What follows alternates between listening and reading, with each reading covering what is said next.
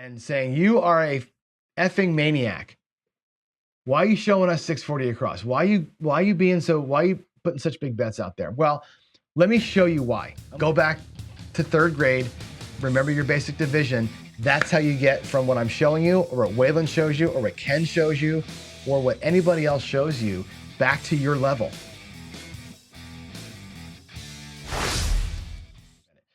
Yesterday, we looked at what's called top-heavy regressions. We did the Dallas drawdown, which is a 4-unit draw, right? I started at 640 and came down to 160, right? You can do it at other levels too, but that was the thing. It was a 4-unit drawdown. And we also looked at the wedge, which was 320 across, draw down the 4 and 10, draw down the 5 and 9, and then come down to 160. Both of those have a high out, and then you work your way backwards down to your safe spot, right? They both work you into your target, 160 across. Another way to do that is a one hit and down. If you're one hit and down, you got to figure, what does it take to win my spread? So one hit and down could be 640 across, right? Which basically wins 140. It's not enough to go 160 after that hit, but it's close. So 640 across for one hit, take your 140, bring it all down, go out there 160 across. You're playing 160 for 20 bucks. Those are all quote unquote interesting ways to play. I took a lot of heat yesterday. You guys were on my ass yesterday after the show, and in text, I got a bunch of text messages from Skill and Luck and from others, and saying, you are a effing maniac.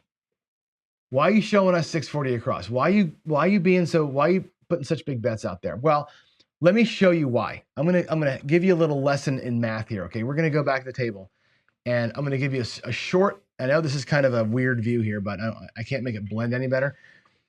Let's remember this, please. Okay, when I show you strategies, please, for the love of all that's holy, don't focus on the money. Don't focus on the money. Focus on the units. And what is a unit? It's some arbitrary thing. Could be the table minimum is a unit. At a $10 table, a unit is 10 bucks. A unit could be your betting unit. If it's a $10 table, but you're betting quarters, a quarter is your unit. If you're playing the mind and you're going like this inside, a unit is $110. Okay, a unit is whatever you're betting, whatever your base bet is, that's a unit. If I'm out here at 640 across, people fixated yesterday on, oh my God, you're a fucking maniac. You've got 640 out there. Why are you doing this? Let me show you something, okay? I don't mean to swear. This is also 640 across. I'm gonna put white chips, 4 white chips on every single bet. That is the Dallas drawdown.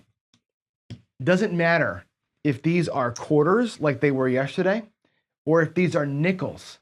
These could be $5. If on a $5 table, these could be 4 red chips. And then it's 20, 40, 60, 80, 120 bucks across. Plus your 6 and 8 cap, so 128 across. Okay.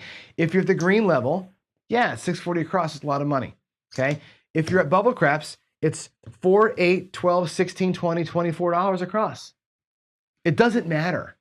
Units are personal to you, right? If I got a big bankroll, my units can be quarters, and 640 to me doesn't matter. If my bankroll is 300, my unit is $1, and I'm at a bubble machine and I'm playing this $24 across, and I don't care. You got to stop caring, all of you, about the dollars that are on the table and look at the unit size. The Dallas drawdown is very simple when you think about it in terms of the units and how you play the strategy. So learn how to interpret strategy play from me, from Waylon, from everybody else in terms of the units, not dollars, right? Because here, if the 9 wins, right, 4 pays 5, and we come down a unit. Right now, it doesn't seem very scary, does it? Right now, I got 10 bucks, 10 units back, or 11 units back on my rack. And if 3 wins and 3 pays 4 on an 8, that comes to my rack, and I draw myself back down. And guess what? The strategy starts making a little bit more sense when you see it in this fashion. Okay? Don't fixate on the dollars. Focus yourself on units. When you see Waylon playing something, okay, and again, here's another one for you, right? When you see this, and I hear people say it all the time, Waylon's insanity. Waylon is insane. Nobody has that kind of money, okay? It's very easy for us to show you things like, I don't know, lay the 10, lay the 4, play the don't, Grim Reaper strategy, right? And you go, oh my God, it's so much money. And he's laddering up by, oh my God. I don't have that kind of bankroll. Well, guess what? Black chips look cool on the table, right?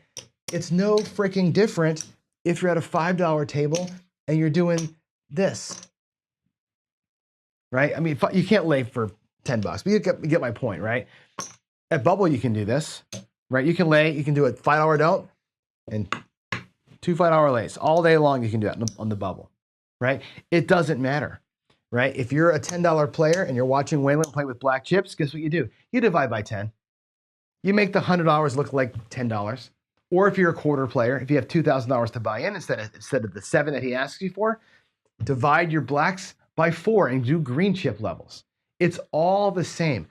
And it kind of bugs me that I have to have this conversation again.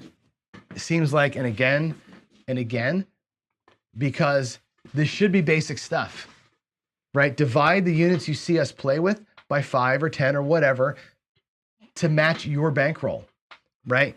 Your unit size is based on your bankroll. You assign your chip size to the units that we're saying. So the Dallas Drawdown is a 4 unit per number play to 3 to 2 to 1. That 1 at the end is your target. It could be 160 across. It could be 32 across at my local. Remember that.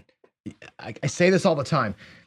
You've got to be in tune with the basics here, right? And we're showing things. And again, I like to show it at green chip level because A, the green chips look good on my table. B, the math of dealing those things is very easy. There's not a lot of white chips flying around. It's a clean payout.